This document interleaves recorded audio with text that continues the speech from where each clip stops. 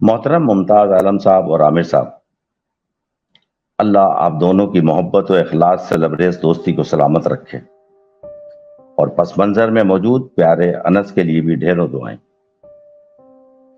مافوق الفطرت اور مافوق العادات قصے، کہانیاں، آبیتیاں اور جگبیتیاں جو کبھی بزبان یار اور کبھی بزبان اغیار سننے کو ملتی ہیں تو دماغ میں ایک حیرت کا دروازہ کھل جاتا ہے، اور یہ خیال غالب آتا ہے کہ سائنس کتنی ہی ترقی کر لے، حیات کی تہ در تہ پراسراریت کو سمجھنے سے قاصر ہے۔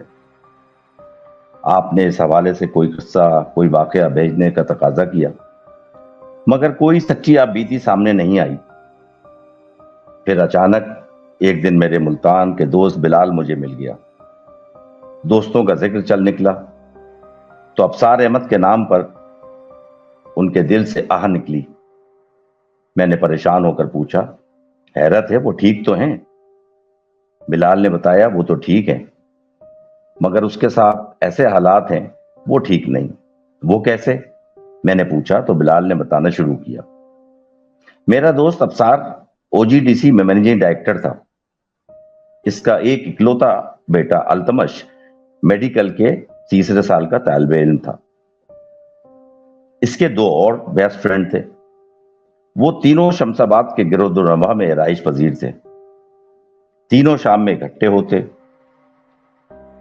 اور ہر طرح کی علمی، سماجی، سائنسی اور سیاسی گفتگو کرتے۔ تینوں لڑکے اچھے گھرانے سے تھے، قابل بھروسہ تھے۔ ایک دن تینوں میں قبرستان، موکل، ہمزاد اور غیر مرئی مخلوق کے حوالے سے بحث چھڑ گئی۔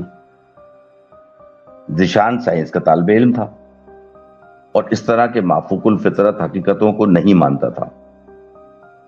بحث ہی بحث میں اسے بتایا گیا کہ رات کے وقت قبرستانوں میں بھی نہیں جانا چاہیے، دوسری مخلوقات تنگ کر سکتی ہیں۔ اتفاق سے یہ دوست ملتان کے شاہ شمس قبرستان کے قریب و جوار میں ہی بیٹھے تھے۔ رات کے 8 بجے تھے۔ التمش جوش میں آ گیا، کہنے لگا یہ ناممکن ہے، میرا دل نہیں مانتا، چلو پیزا کی شرط لگاتے ہیں، میں ابھی جا کر واپس آتا ہوں اور تم لوگ مجھے پیزا کھلاؤ گے۔ دوستوں نے شروع میں اسے سمجھایا، لیکن وہ اپنی بات پر اڑا رہا۔ آخرکار شرط مان لی گئی۔ التمش نے کہا میں 3 نمبر گیٹ سے جاؤں گا اور 6 نمبر گیٹ سے واپس آؤں گا، تم دونوں مجھے وہیں ملنا۔ اور پھر ایسا ہی ہوا۔ التمش تقریباً چند منٹ میں قبرستان کے گیٹ نمبر 6 سے واپس آ گیا۔ شرط ہارنے والے دوستوں نے پیزا کھلایا اور تینوں اپنے اپنے گھروں کو چلے گئے۔ البتہ شرط ہارنے والے دونوں دوست حیران و پریشان تھے کہ اب تک ہم نے اپنے بزرگوں سے ایسی جگہوں کی خوفناک اور مافوق الفطرت مسائل کے حوالے سے جو کچھ سنا ہے، کیا سب کچھ غلط تھا؟ اور اسی سوچ میں گہری نیند آ گئی۔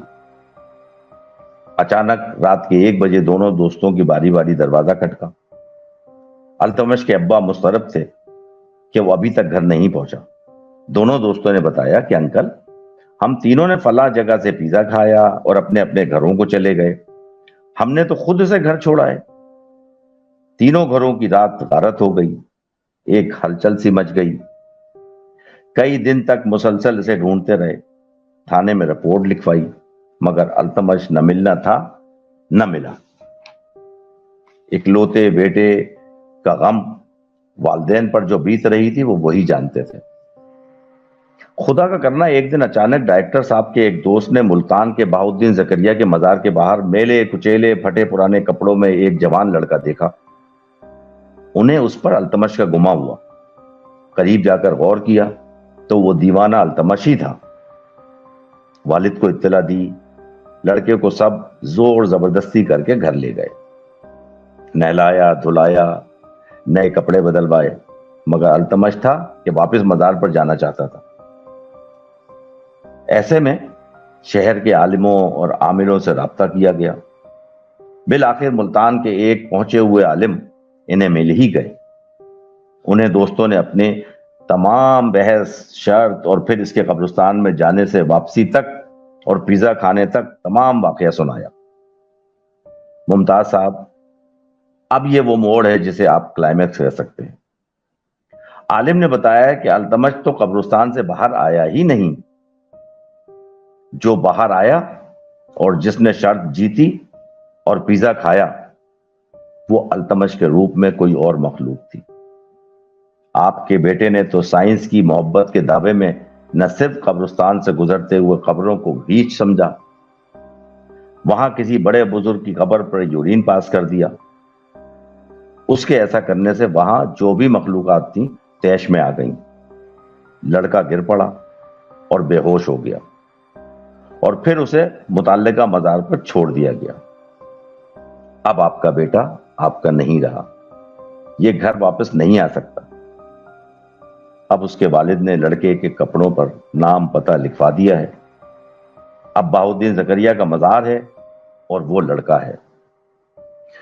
کبھی زور زبردستی سے گھر لے آتے ہیں، مگر وہ واپس قبروں کی دنیا میں بھاگتا ہوا چلا جاتا ہے جن کا وہ مذاق اڑایا کرتا تھا۔ ممتاز صاحب، اس سے تو یہی نتیجہ نکلتا ہے کہ ہمیں اندیکھی قوتوں سے جھگڑا موڑ نہیں لینا چاہیے۔ اللہ کی کائنات معجزات اور کرشمات کی کائنات ہے۔ تمام مخلوقات کو اپنے اپنے دائرے میں جینے کا حق ملا ہوا ہے، اور مزاروں یا قبرستانوں کی تو بے غربتی کسی طور پر بھی جائز نہیں۔ اور ممتاز صاحب، سب سے زیادہ دلچسپ اور حیران کن بات یہ ہے کہ التمش کے والد نے شروع میں تمام مختلف ڈاکٹروں سے رجوع کیا، تمام ٹیسٹ کروائے، نفسیاتی ماہرین کی بھی رائے لی، خدمات لی، اور پھر میرے پاس بھیجی۔ تمام رپورٹس میں نے پڑھی، دیکھی، ہر زاویے سے انہیں دیکھا، مگر التمش کے کسی بھی آرگن میں کسی قسم کی بیماری یا خرابی کی نشاندہی نہ ہو سکی۔ عامل یا عالم نے جو کہا تھا وہی سچ ماننا پڑا۔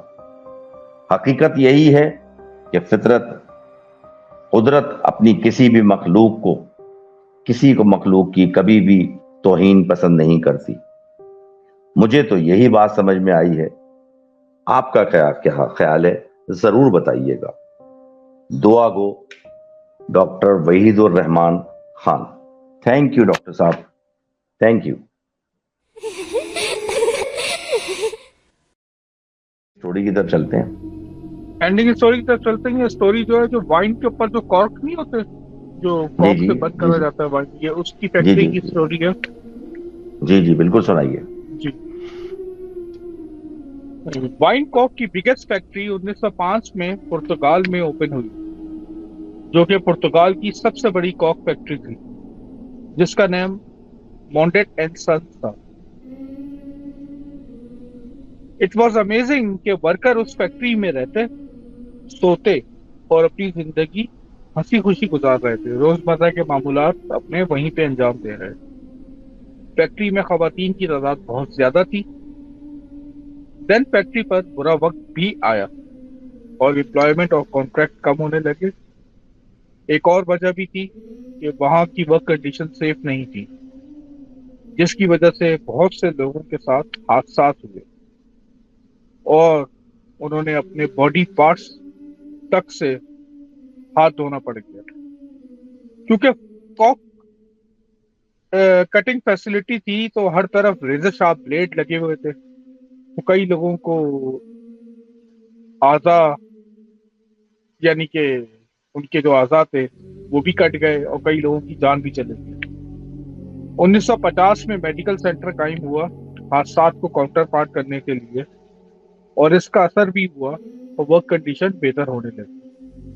ایک بار پھر 1986 میں پولا مونٹیٹ، جس کو کاک کوئن بھی کہا جاتا تھا، جو کہ اس فیکٹری کی مالک بھی تھی، اس کا بروٹل مرڈر ہو گیا اپنے لور کے ہاتھ، جس نے اس کی باڈی کا قیمہ بنا دیا۔ جوزف مونٹیٹ پولا کے سب سے بڑے بیٹے تھے۔ انہوں نے کاروبار سنبھالنے کی کوشش کی، مگر 1988 میں اس فیکٹری کو بند کر دیا گیا۔ 90 کی دہائی میں یہ جگہ بڑی ہیوی گارڈڈ ہوتی تھی عام سیکورٹی آفیسر سے۔ 2000 میں یہی پوزیشن رہی، مگر ایک ویئرولف ٹائپ کریچر اس فیکٹری میں دکھائی دینا شروع ہوئی۔ جیسے ہی یہ ایونٹ ہوئے تو نائٹ اسٹاف ختم کر کے صرف CCTV सर्विलेंस शुरू हो गई। 6 बजे सुबह से रात 11 बजे तक गार्ड होते थे, फिर सिर्फ सीसीटीवी पर लोग सर्विलेंस करते थे। 2005 में सीसीटीवी में कुछ इमेजेस रिकॉर्ड हुए जिसमें एक लड़की का चेहरा था जो कि काफी खौफनाक था, और फिर वॉल्ट एरिया से आवाजें भी आना शुरू हुई। रफ्ता रफ्ता ये बात बहुत पॉपुलर हुई, तो टीनेजर्स ने रात में फैक्ट्री में जाना शुरू कर दिया और वहां से वैल्यूएबल आइटम को चुरा कर बेचना शुरू कर दिया। एक रात ऐसे ही एक ग्रुप फैक्ट्री में घुसा, मगर सीसीटीवी ने पकड़ लिया। पुलिस कॉल हुई और कुछ अरेस्ट हुए, कुछ भाग गए, और कुछ फैक्ट्री के अंदर ही स्टेयरकेस और मुख्तलिफ मशीनरी के आसपास छुप गए। इनमें से एक बताता है कि उसको याद है कि फैक्ट्री बहुत स्पूकी थी। जब पुलिस गई तो उन्होंने देखा कि फैक्ट्री में हर तरफ से शैडोई फिगर निकल कर आने लगे, और आहिस्ता आहिस्ता फैक्ट्री की मशीन स्टार्ट हो गई। वो फिगर मशीन ऑपरेट कर रहे थे, और ऊपर एक चबूतरे पर एक औरत खड़ी उनको मॉनिटर कर रही थी। बाद में उस टीनेजर को पॉला की तस्वीर दिखाई गई, तो उसने पॉला को उसी लेडी के तौर पर पहचाना। लेटर ऑन ये टीन गैदरिंग जब बाहर की तरफ एस्केप के लिए भागी तो उनको अपने पीछे हेवी फुटस्टेप की आवाजें आई। जब इन लोगों ने मुड़कर देखा तो पीछे फैक्ट्री में खूब अंधेरा था, कोई भी नहीं। इसके कुछ दिनों के बाद एक होमलेस शख्स की लाश भी फैक्ट्री के अंदर से मिली जो कि मस्त थी, और 2010 में सैडली इस फैक्ट्री को डिमोलिश कर दिया गया क्योंकि बिल्डिंग झड़ना शुरू हो गई थी। फैक्ट्री 65% डिमोलिश हो गई है, अब सिर्फ जमीनी स्ट्रक्चर बाकी है, मगर आज भी टाउन के लोग बताते हैं कि फैक्ट्री हॉन्टेड है, जो बची कुची है, और उसकी ओनर पॉला के हाथ। और अक्सर लोग रात में जब अकेले फैक्ट्री के पास से गुजरते हैं तो उनको पॉला कभी कभार फैक्ट्री के बीच में खड़ी नजर आ जाती है। जी मुतासिर। वो तो आमिर पूरी फैक्ट्री की जगह ही मतलब हॉन्टेड थी ना, वो तो मतलब कोई होगा पुराना कोई कब्रिस्तान, कोई ऐसी जगह होगी, मतलब क्योंकि एक फैक्ट्री कोई छोटी जगह में नहीं होती, मकान तो चलो छोटी जगह में होता है, फैक्ट्री तो एक पूरे बड़े एरिया में होती है ना। तो वो उसका कोई एक एरिया हो, अगर जैसे सपोज करो कि फैक्ट्री का कोई स्टोर रूम है वहां पर है, या कोई और कोना है उसमें है, लेकिन ये तो पूरी फैक्ट्री उसकी ओनर नहीं हॉन्ट करा हुआ था, क्योंकि उसका ही मर्डर हो गया था वहां पर। वो उसने मतलब, लेकिन पूरी जगह ही फैक्ट्री की है ना, मतलब पूरी फैक्ट्री ही हॉन्टेड थी, किसी एक पर्टिकुलर जगह में नहीं। बिल्कुल अच्छी फैसिनेटिंग स्टोरी थी। तो